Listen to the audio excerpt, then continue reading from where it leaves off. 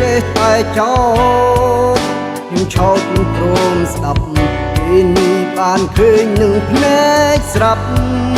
ជួយចាប់គ្មានពីស្ដីអំណាចចិត្តក្បត់មិនអាសូរធូរឈឺព្រោះស្រីជាបាបចងពីមិនខុសនៃស្ទើខ្សៃហើយថ្ងៃនេះឃើញច្បាស់ស្រីផ្លាស់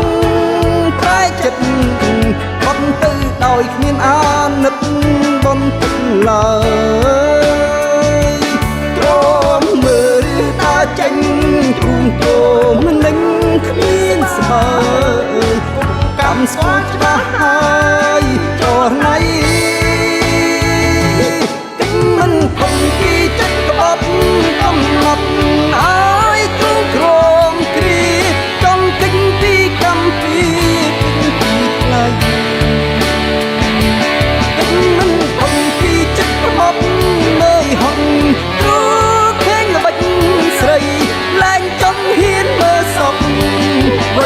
វ័យ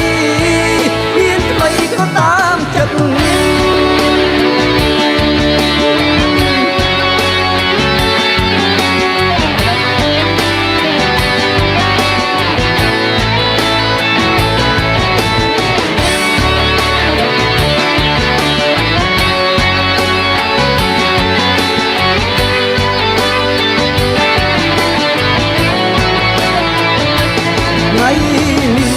ឃើញច្បាស់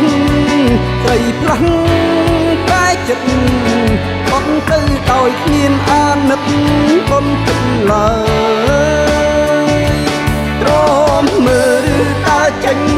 រូងគោមិននឹងគ្មានស្ដាយកម្មស្គាល់ច្បាស់ហើយចរណៃ